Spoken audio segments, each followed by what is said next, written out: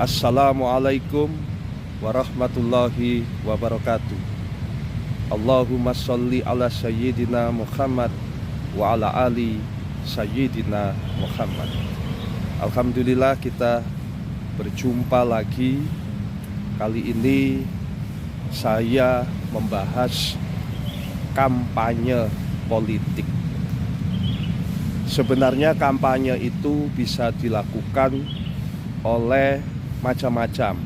Bisa oleh sebuah organisasi swasta maupun pemerintah, juga LSM, yayasan, kelompok-kelompok masyarakat, termasuk juga individu-individu, orang perorangan bisa melakukan kampanye. Nah, kampanye politik berarti kampanye yang dilakukan oleh individu ya, atau kelompok ya, atau partai politik, atau tim calon presiden, calon gubernur ya, dan lain-lain, yang tujuannya agar masyarakat terpengaruh kemudian memilih kandidat atau partai politik tertentu. Nah, secara konten, kampanye politik itu bisa dibagi menjadi 3 bagian atau 3 jenis konten kampanye ya. Yang pertama adalah kampanye positif. Kampanye positif adalah kampanye yang kontennya berisi tentang kebaikan, keunggulan, prestasi dari kandidat atau partai politik tertentu. Jadi misalnya capres ini punya keunggulan, punya program meningkatkan kesejahteraan masyarakat ya. Itu contohnya.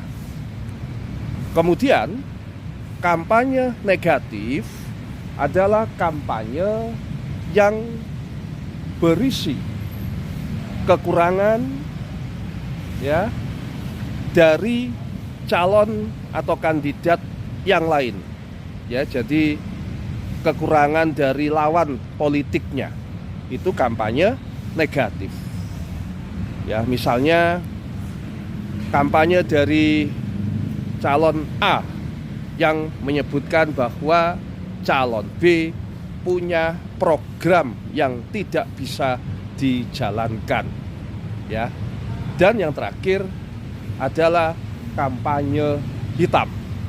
Kampanye hitam adalah kampanye yang tidak berbasis data, biasanya bersifat menjelekkan atau mengungkap kekurangan lawan.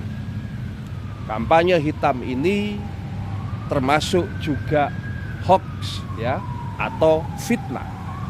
Jadi kalau kita menggunakan kampanye hitam, berarti sama dengan kita memfitnah orang atau membuat informasi hoax, karena informasinya tidak berdasarkan data ya, bahkan cenderung berisi hal-hal yang bohong atau tidak bisa dibuktikan. Karena itu, saudara-saudara yang budiman, akan lebih baik jika kita menomorsatukan kampanye positif. Kita yakinkan kepada masyarakat keunggulan kita, bahwa kita memiliki kapasitas, kita memiliki kemampuan untuk menyejahterakan masyarakat. Kampanye negatif itu boleh-boleh saja di era demokrasi. Kita boleh menyampaikan kekurangan-kekurangan orang. Tetapi tentunya akan lebih bijak kalau kampanye negatif juga disusun berkaitan dengan kampanye positif. Contoh ya, kita dalam kampanye menyatakan keunggulan kita. Kita punya program mengatur tenaga kerja. Ya, ternyata program kita ini juga mirip ya atau hampir sama dengan program yang ditawarkan oleh lawan kita. Ya, program yang ditawarkan oleh lawan kita. Nah, saudara-saudara, sampaikan keunggulan program kita dibanding program lawan kita. Bahwa program kita ini jauh lebih unggul. Sedangkan program lawan kita itu ya cenderung sulit untuk dilaksanakan. Ya, itu misalnya ya. Program kita lebih rasional, sementara program lawan kita kurang atau tidak rasional. Nah, ini sah-sah saja. Ya, inilah kampanye negatif. Karena begini, saudara-saudara yang budiman, jika kita cenderung melaksanakan kampanye negatif, apalagi kampanye negatif yang tidak dikaitkan dengan kampanye kita yang positif, ya, itu berarti kita ini jika tidak hati-hati cenderung mencari-cari kesalahan orang lain. Di dalam agama ya jelas dilarang kita ini mencari-cari kesalahan atau kekurangan orang lain. Apalagi di dalam agama juga disebutkan kita tidak boleh menyebarkan fitnah atau informasi hoax, informasi bohong ya yang biasa dilakukan oleh kampanye hitam ya.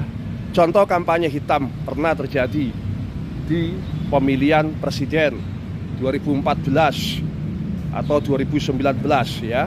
Kita masih mendengar, membaca ya di media-media online bahwa waktu itu calon presiden Jokowi ya diserang dengan isu bahwa Presiden Jokowi waktu itu adalah keturunan Cina, kemudian komunis ya. Itu adalah kampanye hitam yang berisi kebohongan ya. Jadi mari kita bersama-sama menciptakan suasana kampanye yang adem, yang tertib, yang tidak memecah belah umat, tetap menjaga politik kita, bangsa kita, NKRI kita harmoni dengan menomorsatukan kampanye positif ya.